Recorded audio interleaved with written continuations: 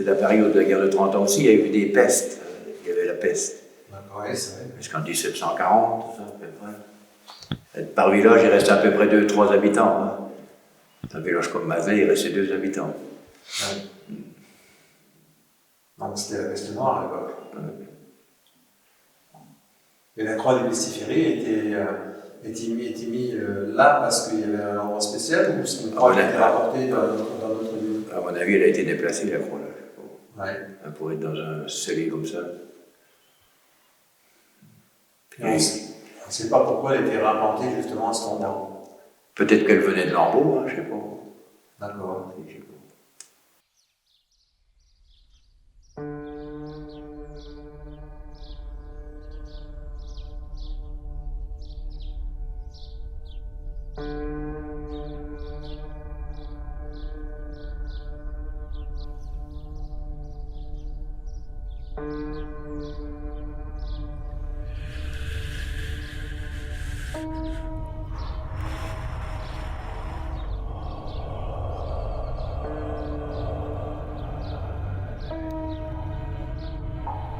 Là, il a été restauré en... Il était tout neuf en 1930 à peu près. Puis après, ça n'a plus marché. Il y avait un canal qui montait aussi.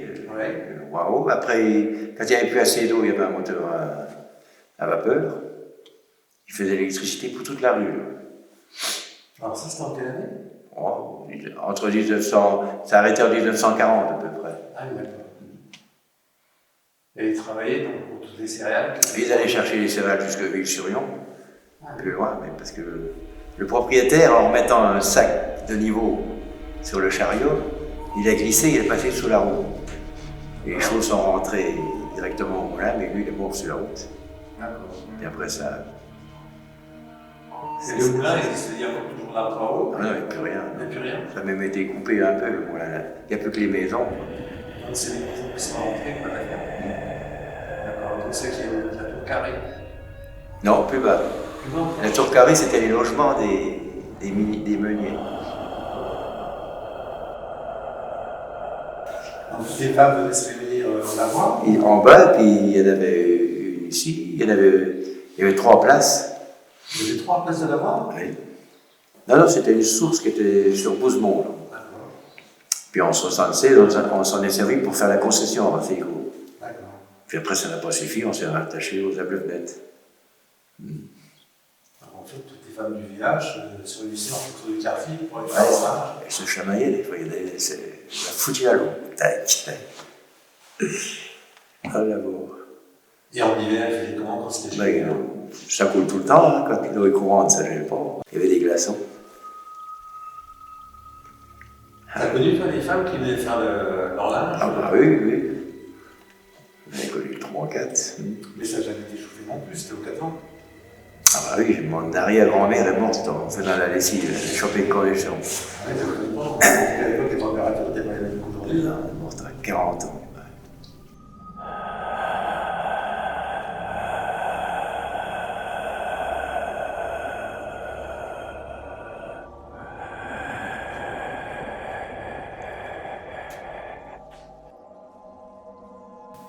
Et sinon, après la ferme, là, il y a la voie romaine.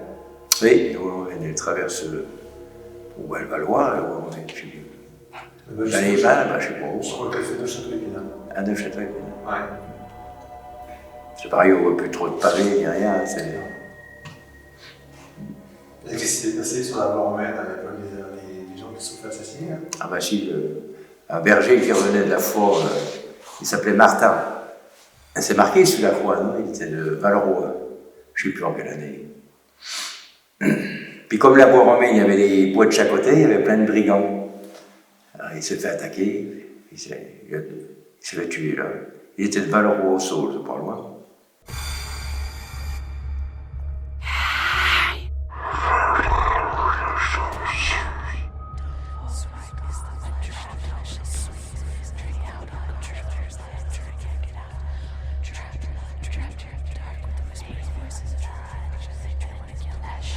Mais la croix n'était pas là au départ, elle était 20 mètres plus loin dans les prés. Avec l'emmembrement, ils ont déplacé tout ça. Il y avait sûrement des épinards qui repartaient sur Malheureux. Mais il a été assassiné en partant chez lui, quoi. Ah oui. Et il reste encore des pierres sur les ruines de l'église de Blaye? Ah non, il ne reste plus rien. Non. Non, il ne reste plus que les ruines de l'ancienne cure, l'ancienne maison. Il y avait une usine, il n'y a pas d'usine également de... Ah, le four à chaud? Oui. Bon, ça, je me rappelle vaguement, je sais pas. Ils ont dit qu'il y avait eu même une mine d'or, je ne sais pas pourquoi, il y avait une légende aussi. Ouais, c'est une légende. Mais au départ, c'était pas un village, hein, Blaye. C'était pas un village? Non, non, c'était Lambeau. Hein. Le village c'était à Lambeau? D'accord. Je ne sais pas comment il s'appelait. Bah, certainement Lambeau, parce qu'encore sur le... Lambeau, peut-être parce que c'est un lambeau de village. Mais quand il y a eu la guerre en 30 ans, qui sont passés en partie des communes, Lambeau, il y avait déjà des fermes là-bas? Oui, c'était des fermes romaines. J'ai retrouvé des tuiles plates, parce qu'on a un petit coin. Ouais. Une tuile plate avec des herbeaux qui datait de l'époque romaine. Ils ont même repris des pierres du village là-bas pour refaire des maisons ici. Ah, parce qu'apparemment c'était vendu par eux. Ah, maison de chez Roth, c'est moi qui les ai montées. C'était toutes des petites pierres carrées comme ça, comme des aglots. Et Claude Roth m'a dit que ça venait de Lambeau. À mon avis, c'était l'ancienne cure de l'église qui était un peu plus bas. Il y avait une église à Blaye, qu'on appelle ça l'église de Blaye. Elle a été démolie en 1848 à peu près. Elle regroupait 3 paroisses. Velotte, Racécourt et le tiers d'Ailleville. Puis elle a failli s'ébouler, alors ils l'ont démolie, ils l'ont construit. 3 jours. Alors nous, on nous appelle les voleurs de cloches. Parce qu'on avait droit à retirer les cloches. Comme elle était située sur Racécourt, on avait droit aux cloches. Il y a eu un procès. Bon, ça a duré, je ne sais pas, une paire d'années. Les archives sont à Matincourt, à la basilique. Puis Racécourt a gagné parce qu'elle était sur le territoire de Racécourt.